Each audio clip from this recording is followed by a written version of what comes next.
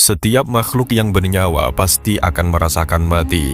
Begitupun dengan iblis dan bala tentaranya. Allah Subhanahu wa Ta'ala berfirman dalam Quran Surat Al-Ankabut ayat 57 yang artinya, tiap-tiap yang berjiwa akan merasakan mati. Kemudian hanyalah kepada Kami kamu dikembalikan. Allah Subhanahu wa Ta'ala menangguhkan kematian iblis hingga hari kiamat. Iblis diberikan kekuasaan untuk menyesatkan manusia sebanyak-banyaknya. Di sanalah letak ujian bagi manusia. Ketika datang hari kiamat tersebut, maka tidak ada seorang pun yang bisa bersembunyi menghindar. Begitu juga dengan iblis yang sering melakukan dosa semasa hidupnya. Hingga pada waktu yang telah ditentukan Allah, maka iblis akan menemui ajalnya di tangan malaikat Israel. Dalam kitab Tambihul Ghafilin, Al-Faqih Abul Lais, beliau berkata, telah menceritakan kepada kami ayahku, telah menceritakan kepada kami Muhammad bin Musa bin Roja. Beliau merafakkannya sampai ke Ahnaf bin Qais. Beliau berkata, aku berharap bertemu dengan Umar bin Khattab, semoga Allah meridhoinya. Ketika aku sampai ke Madinah, aku bertemu dengan halakoh yang besar. Ternyata Ka'bul Akhbar sedang berbicara dengan banyak orang. Ka'ab berkata, ketika Nabi Adam akan meninggal, beliau berkata, wahai Tuhanku, musuhku iblis akan mencaciku ketika dia melihatku mati, sedangkan dia ditangguhkan kematiannya sampai waktu yang ditentukan. Maka dikatakan kepada Nabi Adam, wahai Adam, sesungguhnya engkau akan masuk surga, sedangkan iblis al-mal'un, iblis yang dilaknat, ditangguhkan untuk merasakan sakitnya kematian dengan hitungan umat-umat yang awal dan umat-umat yang akhir. Kemudian Adam alaihissalam berkata kepada malaikat maut, ceritakan kepadaku bagaimana kau merasakan maut kepada iblis. Ketika malaikat maut menceritakannya, maka Nabi Adam berkata, cukup, cukup. Maka orang-orang berteriak dan mereka berkata, wahai Abu Ishaq, yakni Ka'ab al-Akhbar, semoga Allah merahmatimu, ceritakan kepada kami bagaimana iblis merasakan maut. Maka Ka'ab tidak mau mengatakannya, namun mereka meminta dengan sangat kepadanya. Lalu Ka'ab berkata, kisahnya adalah, ketika dunia telah berakhir dan dekat dengan tiupan sangkakala, manusia berdiri di pasar-pasar. Mereka saling berdebat, berjual beli dan saling ngobrol. Tiba-tiba ada suara yang keras yang membuat pingsan setengah makhluk, dan mereka tidak sadar sampai 3 hari. Sedangkan setengah makhluk yang lain dari manusia, mereka kehilangan akalnya dan tetap dalam keadaan bingung. Mereka berdiri di atas kaki-kaki mereka bagaikan kambing yang ketakutan ketika melihat hewan buas. Ketika mereka dalam keadaan tersebut, tiba-tiba ada suara yang keras di antara langit dan bumi. Suaranya sangat keras seperti suara petir yang menyambar. Maka tidak ada tersisa seorang pun di dunia kecuali mati. Maka musnahlah dunia, tidak ada anak Adam, tidak ada jin, tidak ada setan, tidak ada hewan liar dan tidak ada hewan melata. Inilah waktu menunggu yang sudah ditentukan, yaitu waktu yang sebelumnya ada dijanjikan antara Allah Ta'ala dengan iblis. Kemudian Allah Azza wa Jalla berkata kepada malaikat maut, sesungguhnya aku telah menciptakan untukmu teman-teman yang menolongmu sebanyak hitungan makhluk awal dan makhluk akhir, dan kujadikan kepadamu kekuatan penduduk langit dan penduduk bumi. Dan sesungguhnya aku hari ini memakaikanmu pakaian kemurkaan dan kebencian semua pahitnya maut makhluk awal dan makhluk akhir dari jin dan manusia berlipat ganda. Dan ada bersamamu 70.000 malaikat Zabaniyah yang telah dipenuhi dengan kemarahan dan kemurkaan. Dan bersama satu malaikat Zabaniyah ada belenggu dari belenggunya neraka Lado, dan tariklah baunya yang bacin dengan 70.000 anjing dari anjing-anjingnya neraka Lado. Panggillah malaikat Malik agar membuka pintu-pintu neraka. Kemudian malaikat maut turun dengan bentuk yang jika penduduk 7 langit dan 7 bumi melihatnya, maka mereka semua akan lebur sebab takutnya melihat malaikat maut. Ketika malaikat maut sampai kepada iblis dan membentaknya dengan sebuah bentakan, tiba-tiba iblis pingsan dibuatnya. Dan iblis mendengus dengan dengusan, jikalau penduduk timur dan barat mendengarnya, maka mereka pingsan sebab dengusan iblis. Malaikat maut berkata, Diamlah wahai makhluk yang buruk, aku akan merasakan kepadamu kematian hari ini dengan hitungan orang-orang yang telah kau sesatkan. Berapa banyak umur yang telah kau temui dan berapa banyak kurun yang kau sesatkan. Berapa banyak teman bagimu di dalam neraka jahim menemanimu. Ini adalah waktu yang telah ditentukan yang ada di antara kamu dan Tuhanmu. Kemana kamu akan lari wahai iblis? Iblis berlari ke timur, ternyata di sana ada malaikat maut di depannya. Kemudian iblis menyelam ke dalam lautan dan di sana juga ada malaikat maut. Kemudian lautan melemparkan iblis karena laut tidak mau menerimanya. Iblis terus-menerus berlari di bumi dan tidak ada tempat berlari, tidak ada tempat kembali, dan tidak ada tempat keselamatan bagi iblis. Kemudian iblis berdiri di tengah dunia di samping kuburan Nabi Adam dan berkata, "Wahai Adam, sebab kamu aku berubah menjadi terlaknat. Andai saja engkau tidak diciptakan." Kemudian iblis berkata kepada malaikat maut, "Dengan gelas apa kau memberikan minum kepadaku?" Maksudnya, dengan siksaan apa engkau mencabut nyawaku? Malaikat maut berkata, "Dengan gelasnya penduduk neraka Ladho." Maksudnya serupa dengan siksaan penduduk neraka Ladho, dan dengan gelasnya penduduk neraka Sakor, dengan gelasnya penduduk neraka Jahim, bahkan berlipat ganda. Ka'ab al-Akhbar berkata, iblis sekali berguling-guling di tanah dan berteriak sekali. Dia berlari dari timur ke barat sekali dan dari barat ke timur sekali, hingga dia sampai ke tempat pertama kali dia turun di hari dia dilaknat. Dan di sana sudah ada malaikat Zabaniyah bersama para anjing-anjingnya. Maka jadilah bumi bagaikan bara api yang dikepung oleh malaikat Zabaniyah. Kemudian malaikat Zabaniyah menyiksa iblis dengan gigitan anjingnya, dan jadilah iblis dalam keadaan sekarat, dan dia disiksa sampai apa yang dikehendaki oleh Allah. Dikatakan kepada Nabi Adam dan Hawa, "Lihatlah musuh kalian berdua pada hari ini, dan lihatlah apa yang turun kepadanya, bagaimana dia merasakan maut." Kemudian Adam dan Hawa melihatnya. Ketika telah melihat apa yang terjadi dari siksaan maut yang berat, keduanya berkata, "Wahai Tuhan kami, Engkau telah menyempurnakan nikmat kepada kami." Demikianlah kisah pedihnya sakaratul maut yang akan dirasakan iblis. Ia merupakan musuh terbesar umat manusia. Ia masuk ke dalam hati setiap orang, apakah dia seorang mukmin ataupun kafir. Iblis atau setan terus melakukan upaya untuk membawa hasutan, keburukan, dan kejahatan ke dalam dada manusia. Nabi Adam, bapak manusia, harus keluar dari surga karena tergoda oleh bujuk rayuannya. Dikatakan, iblis akan memukul dan menyerang manusia dari segala arah, sehingga manusia tak berdaya dan menjadi kufur kepada Allah. Dalam Quran Surat Al-A'raf ayat 17 dikatakan, yang artinya, kemudian aku, yakni setan atau iblis, akan mendatangi mereka, manusia, dari muka dan dari belakang mereka, dari kanan dan dari kiri mereka, dan engkau tidak akan mendapati kebanyakan mereka bersyukur atau taat. Allah Subhanahu wa Ta'ala berfirman yang artinya, ia, iblis, berkata, "Tuhanku, oleh karena engkau telah memutuskan bahwa aku sesat, aku pasti akan jadikan kejahatan terasa indah bagi mereka di bumi, dan aku akan menyesatkan mereka semuanya, kecuali hamba-hambamu yang terpilih di antara mereka." Dia, Allah, berfirman, "Ini adalah jalan yang lurus menuju kepadaku. Sesungguhnya kamu, iblis, tidak kuasa atas hamba-hambaku, kecuali mereka yang mengikutimu, yaitu orang-orang yang sesat."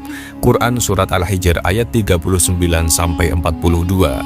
Ada banyak cara yang dilakukan syaitan dalam menggoda atau merayu dan menyesatkan anak Adam. Dan berikut beberapa di antaranya. Yang pertama adalah tazyin atau kamuflase menghiasi perkara seolah baik. Syaitan tidak mengarahkan seseorang kepada dosa dan kejahatan, melainkan menghiasinya secara bertahap. Misalnya ketika seseorang mendengar azan pada malam musim dingin, dan setan berkata kepadanya, "Tetap santai di tempat tidur, kamu lelah dan letih." Yang kedua adalah talbis atau menipu. Syaiton atau iblis mencoba menipu pikiran manusia dengan meyakinkan dia bahwa larangan sebenarnya diperbolehkan. Sebagai contoh, seseorang ingin mendapatkan pinjaman berbasis bunga dari bank untuk membeli rumah atau apartemen.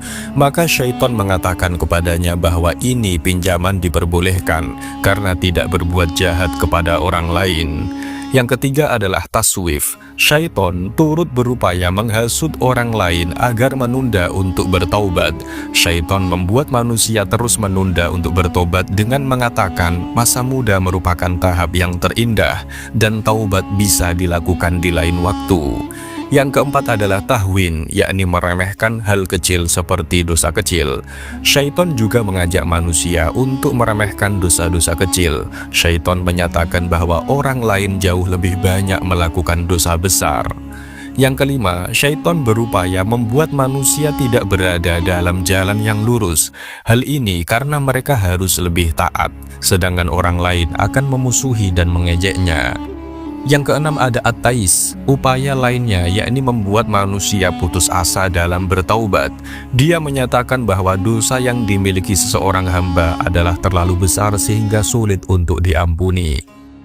Yang ketujuh, syaitan turut dapat hadir pada manusia yang dalam keadaan marah. Dia datang melawan pikiran orang yang waras. Yang kedelapan, dia menjadikan manusia tinggi angan-angan, mendorong manusia takut akan kemiskinan, kemudian dia menghasut manusia untuk dapat kaya dengan jalan yang haram. Yang kesembilan, syaiton juga membuat indah keburukan manusia dan tidak toleran terhadap yang lain. Dia terus membuat orang lebih fanatik dan memotivasi manusia agar merendahkan orang lain. Maka menurut Imam Ghazali, untuk menjaga dan menyelamatkan diri dari langkah tipu daya syaiton, orang mukmin harus menutup semua jalan masuk atau aksesnya, sehingga syaiton tak dapat mendekat dan menguasai kita. Imam Ghazali juga menjelaskan, tak mungkin seseorang bisa menutup akses itu bila tidak mengetahui jalan masuk atau pintu-pintunya. Ini berarti tugas pertama yang harus dilakukan adalah mengenali pintu-pintunya, lalu menutupnya rapat-rapat sehingga musuh tidak bisa mendekat karena kehilangan akses. Di antara pintu-pintu yang harus dikenali itu, menurut Imam Ghazali adalah pintu amarah dan syahwat, pintu dengki dan iri hati, pintu makan minum secara berlebihan, pintu cinta dunia, pintu tergesa-gesa, dan pintu buruk sangka kepada sesama umat Islam. Dalam pendapat lain, Imam Ghazali juga menggambarkan syaiton seperti anjing kelaparan yang selalu mendekat. Kalau hati kita kotor, dalam arti banyak santapan syaiton di dalamnya, maka ia akan terus menyerang. Ia tidak akan lari hanya dengan gertakan atau dengan membaca ta'awudz atau hauqalah. Tapi kalau hati kita bersih, maka dengan hanya menyebut asma Allah, ia sudah lari terbirit-birit. Jadi, tipu daya syaitan sesungguhnya tidak berpengaruh bagi orang takwa yang jiwa dan hatinya bersih. Allah Subhanahu wa Ta'ala berfirman dalam Quran Surat An-Nahl ayat 99, sesungguhnya syaitan itu tidak ada kekuatannya atas orang-orang yang beribadah dan bertawakal kepada Tuhannya. Namun, iblis juga memiliki banyak sekian kelemahan. Nabi Muhammad SAW memang nabi yang banyak memiliki keistimewaan. Keistimewaan tersebut tentu saja hakikatnya adalah juga keistimewaan umatnya. Di antara sekian banyak keistimewaan yang dimiliki Nabi Muhammad Rasulullah, salah satu adalah menerima penjelasan langsung dari iblis tentang kelemahan makhluk terlaknat tersebut. Iblis sesuai dengan perannya selalu menjadi penggoda umat manusia agar berbuat maksiat dan mengingkari kewajiban dari Allah Subhanahu wa Ta'ala. Kedengkiannya pada umat manusia pertama, yaitu Nabi Adam alaihissalam, membuat iblis berusaha menjerumuskan manusia sebanyak-banyaknya agar menemaninya di neraka jahanam. Sebaliknya, lantaran Rahman Rahimnya Allah kepada manusia melalui kekasihnya yaitu Nabi Muhammad, Allah membuka sisi kelemahan iblis agar umat Muhammad menang melawan kelicikan iblis dan terhindar dari godaannya. Karena itulah Allah Subhanahu wa Ta'ala telah memerintahkan seorang malaikat bertemu iblis supaya dia berjumpa dengan Rasulullah SAW untuk memberitahu segala rahasianya, baik itu yang disukai maupun yang dibencinya. Hikmahnya adalah untuk meninggikan derajat Nabi Muhammad SAW dan juga sebagai peringatan dan perisai bagi umat manusia atas seluruh kejahatan iblis yang hendak dilancarkan pada umat manusia. Maka malaikat itu pun bertemu iblis dan berkata, "Hai iblis, bahwa Allah yang maha mulia dan maha besar menyuruh engkau menghadap kehadirat Rasulullah SAW. Hendaklah engkau buka segala rahasia engkau dan apa-apa yang ditanya oleh Rasulullah. Hendaklah engkau jawab dengan sebenar-benarnya. Jikalau engkau berdusta walau satu kata pun, niscaya akan diputuskan segala suku-suku anggota badanmu, uratmu, dan disiksa dengan siksaan yang sangat keras." Dengan mendengarkan saja kata malaikat yang dahsyat itu, iblis sangat ketakutan. Maka segeralah dia menghadap Rasulullah SAW. Iblis datang menghadap Rasulullah dengan menyamar sebagai seorang lelaki tua yang buta sebelah matanya. Dalam penyamaran itu, iblis berjanggut putih sebanyak 10 helai, sedangkan panjang janggutnya sepanjang ekor sapi. Iblis pun memberi salam sampai 3 kali tidak juga dijawab oleh Rasulullah SAW. Maka iblis berkata, "Ya Rasulullah, mengapa Tuhan tidak menjawab salam hamba? Bukankah salam itu sangat mulia di sisi Allah?" Maka jawab Nabi dengan marah, "Hai adu Allah, seteru Allah, kepadaku engkau menunjukkan baikmu. Jangan engkau coba hendak menipu aku sebagaimana engkau tipu Nabi Adam alaihissalam sehingga keluar dari surga. Habil mati teraniaya dibunuh Qabil karena hasutan engkau. Ayub engkau tiup dengan asap racun ketika dia sedang sujud sholat sampai dia sengsara beberapa lama. Kisah Daud dan perempuan Uroya. Nabi Sulaiman meninggalkan kerajaannya karena engkau menyamar sebagai istrinya. Dan begitu juga beberapa anbiya dan pendeta yang telah menanggung sengsara akibat hasutan engkau, hai iblis.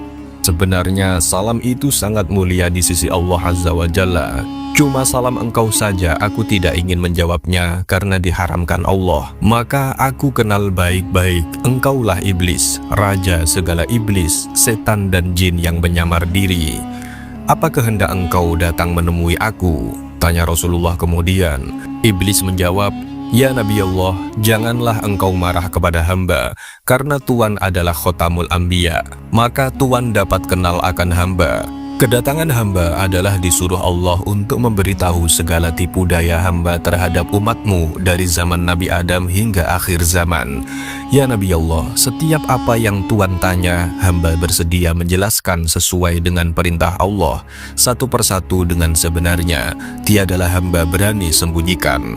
Maka iblis pun bersumpah menyebut nama Allah dan berkata, "Ya Rasulullah, jika hamba berdusta, barang sepatah pun niscaya hancur leburlah badan hamba menjadi abu."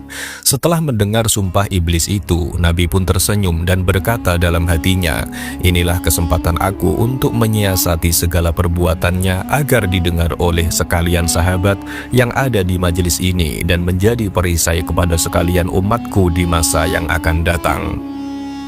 Hai iblis, siapakah sebesar-besar musuh engkau dan bagaimana aku terhadap engkau? Jawab iblis, "Ya Nabi Allah, Tuhanlah musuh hamba yang paling besar di antara segala musuh hamba di muka bumi ini." Kemudian Nabi pun memandang muka iblis dan iblis pun gemetar karena ketakutan. Sambung iblis, "Ya khotamul anbiya, adapun hamba dapat merubah diri hamba seperti manusia, binatang, dan lain-lain, hingga rupa dan suara pun tidak beda seperti aslinya, kecuali dirimu saja yang tidak dapat aku tiru karena dicegah oleh Allah. Andaikan aku menyerupai dirimu, maka terbakarlah diriku menjadi abu. Hamba cabut iktikat anak Adam agar menjadi kafir, karena Tuhan berusaha memberi nasihat dan pengajaran supaya mereka kuat untuk memeluk agama Islam. Begitu jugalah hamba berusaha menarik mereka kepada kafir, murtad atau munafik. Hamba akan tarik sekalian umat Islam dari jalan benar ke jalan yang salah supaya masuk ke dalam neraka dan kekal di dalamnya bersama hamba." Hai iblis, apa yang kau perbuat terhadap makhluk Allah? Jawab iblis, adalah satu kemajuan bagi perempuan yang merenggangkan kedua pahanya ke pria yang bukan suaminya. Sebagiannya hingga mengeluarkan benih yang salah sifatnya. Aku goda segala manusia agar meninggalkan sholat, terlena dengan makan minum, berbuat durhaka, hamba lalaikan dengan harta benda dari emas, perak dan permata, rumahnya, tanahnya, ladangnya agar hasilnya dibelanjakan ke jalan haram. Demikian juga ketika tamasya yang bercampur lelaki dan perempuan. Di situ hamba lepaskan sebesar-besar godaan untuk hilang martabat dan minum arak. Bila terminum arak itu maka hilanglah akal, pikiran dan malunya. Lalu aku ulurkan tali cinta dan terbukalah beberapa pintu maksiat yang besar. Datang perasaan hasad, dengki sampai ke pekerjaan zina. Apabila terjadi kasih di antara mereka, terpaksalah mereka mencari uang hingga menjadi penipu, peminjam dan pencuri. Ketika mereka teringat akan salah, mereka lalu ingin bertobat atau amal ibadah. Hamba akan halang-halangi mereka supaya mereka menangguhkannya. Bertambah keras aku goda agar menambahkan maksiat dan mengambil istri orang. Bila hatinya tergoda, datanglah rasa riya, takabur, bermegah-megahan, sombong, dan melengahkan amalnya. Bila pada lidahnya, mereka akan gemar berdusta, mencela dan mengumpat. Demikianlah aku goda mereka setiap saat. Nabi Muhammad bertanya lagi, "Hai iblis, mengapa engkau bersusah payah dan berlelah-lelah melakukan pekerjaan yang tidak mendatangkan manfaat, bahkan menambahkan laknat yang besar dan siksa yang besar di neraka yang paling bawah? Hai kutukan Allah, siapa yang menjadikan engkau? Siapa yang melanjutkan usiamu? Siapa yang menerangkan mata engkau? Siapa yang memberi pendengaranmu? Siapa yang memberi kekuatan anggota badanmu?" Jawab iblis, "Semua itu adalah anugerah dari Tuhan yang maha besar ini. Tetapi hawa nafsu dan takabur menceburkan hamba menjadi sebesar-besarnya pembuat kejahatan dan kemungkaran. Tuhan lebih tahu bahwa hamba telah ribuan tahun menjadi ketua kepada sekalian malaikat, dan pangkat hamba telah dinaikkan dari satu langit ke satu langit yang tinggi, kemudian tinggal di dunia ini beribadah bersama sekalian malaikat beberapa lama. Tiba-tiba datang firman Allah Subhanahu wa Ta'ala hendak menjadikan seorang khalifah di dunia ini, maka hamba pun membantah. Lalu Allah menciptakan Nabi Adam, lalu dititahkan sekalian malaikat memberi hormat kepada pria itu, kecuali hamba yang kafir. Oleh karena itu Allah murka kepada hamba dan wajahku yang tampak molek dan bercahaya itu berubah menjadi keji dan bodoh. Hamba merasa sakit hati. Kemudian Allah menjadikan Adam raja di surga dan dikaruniai seorang permaisuri yaitu Siti Hawa yang memerintah sekalian bidadari. Hamba bertambah dengki dan dendam kepada mereka. Akhirnya dapat juga hamba tipu melalui Siti Hawa yang menyuruh Adam memakan buah khuldi. Lalu keduanya dihalau dari surga ke dunia. Mereka berdua berpisah beberapa tahun dan kemudian dipertemukan Allah di padang Arafah sampai mereka mendapat beberapa orang anak. Kemudian kami hasut anaknya Qabil untuk membunuh saudaranya Habil.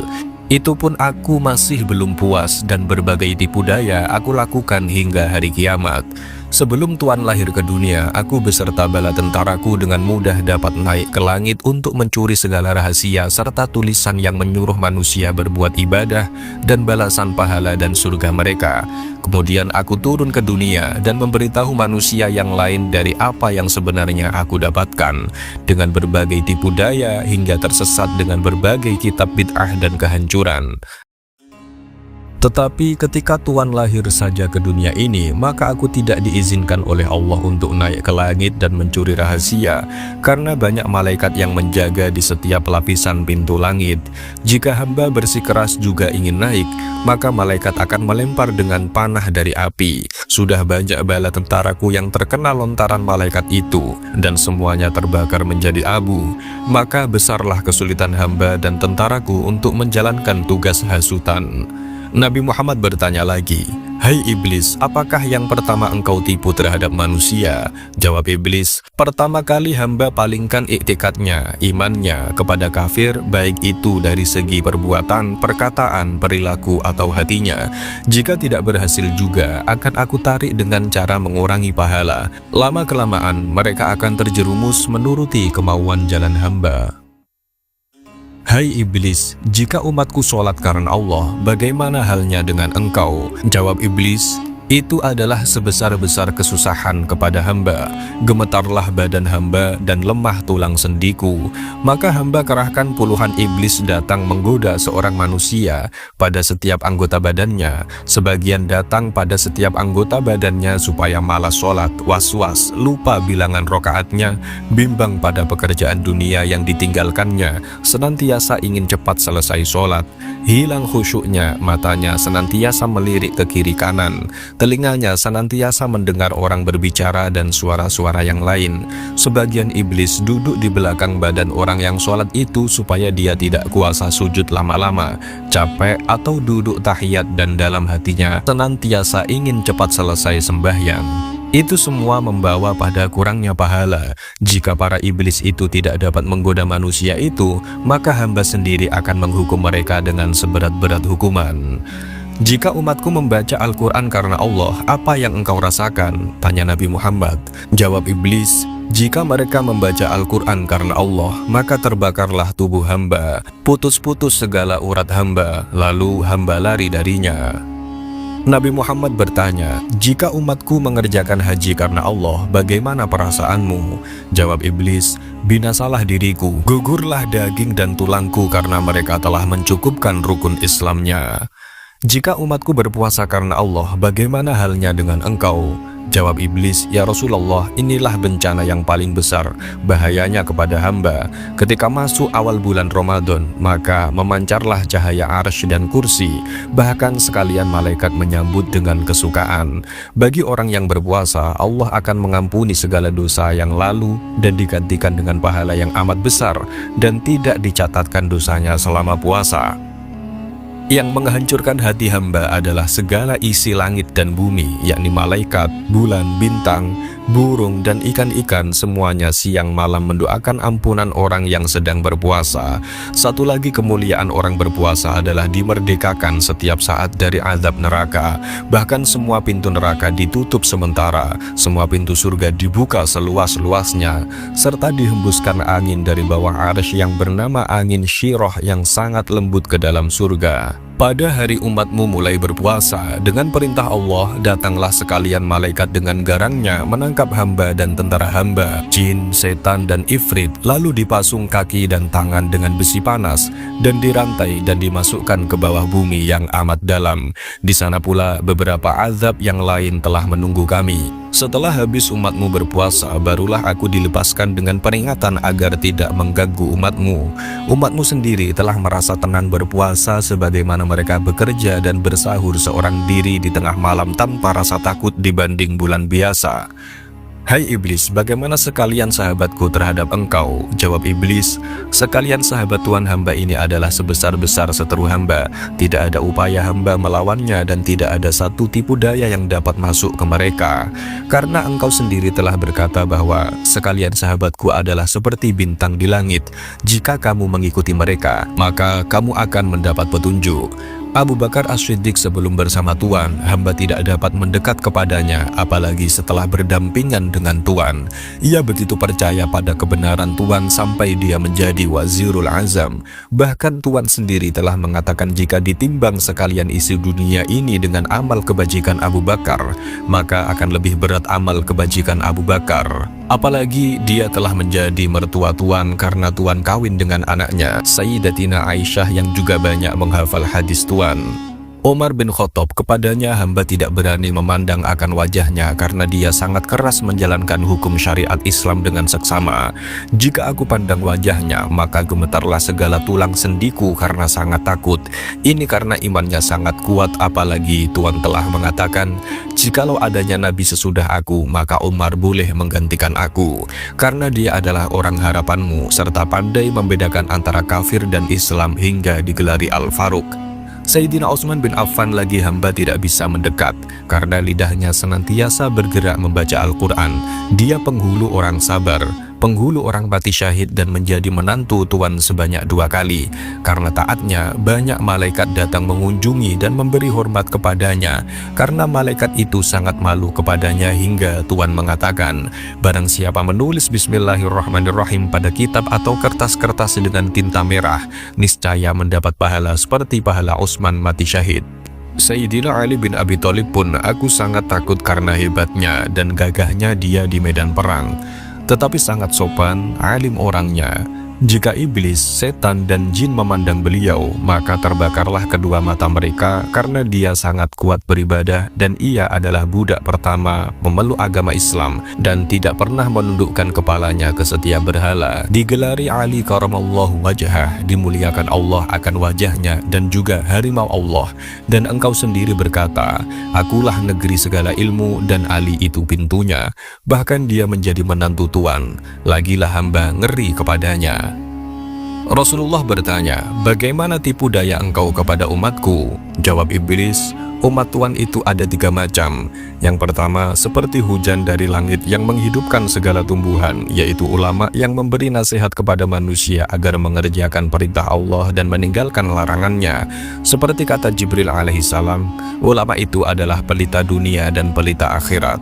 Yang kedua, umat Tuhan seperti tanah, yaitu orang yang sabar, syukur dan ridho dengan karunia Allah, berbuat amal soleh, tawakal, dan berbuat kebajikan. Yang ketiga, umatmu seperti Fir'aun, terlampau tampak dengan harta dunia dan dihilangkan amal akhirat. Maka hamba pun sukacita lalu masuk ke dalam tubuhnya. Hamba putarkan hatinya ke lautan durhaka dan hamba hela kemana saja mengikuti kehendak hamba. Jadi dia senantiasa khawatir pada dunia dan tidak hendak menuntut ilmu, tidak memiliki waktu untuk beramal ibadah, tidak ingin mengeluarkan zakat, miskin kehendak beribadat. Lalu aku goda agar manusia minta kekayaan lebih dulu, dan apabila diizinkan Allah dia menjadi kaya, maka dilupakan beramal. Tidak berzakat seperti Qarun yang tenggelam dengan istana mahligainya. Kapan umatmu terkena penyakit tidak sabar dan tamak, dia senantiasa khawatir akan hartanya dan sebagainya. Asyik hendak merebut dunia harta, membual sesama Islam, benci dan menghina kepada yang miskin, hartanya untuk jalan maksiat, tempat judi dan perempuan lajur. Nabi bertanya, siapa yang serupa dengan engkau? Jawab iblis, orang yang meringankan syariat Tuhan dan membenci orang belajar agama Islam. Siapa yang mencahayakan muka engkau? Jawab iblis, orang yang berdosa, bersumpah bohong, saksi palsu, pemungkir janji. Apakah rahasia engkau kepada umatku? Jawab iblis, jika seorang Islam pergi buang air besar dan tidak membaca doa pelindung setan, maka aku gosok-gosokkan najisnya sendiri ke badannya tanpa dia sadari. Jika umatku bersatu dengan istrinya, bagaimana halnya engkau?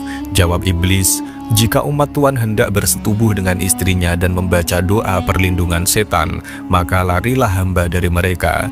Jika tidak, hamba akan bersetubuh dahulu dengan istrinya, dan bercampurlah benih hamba dengan benih istrinya.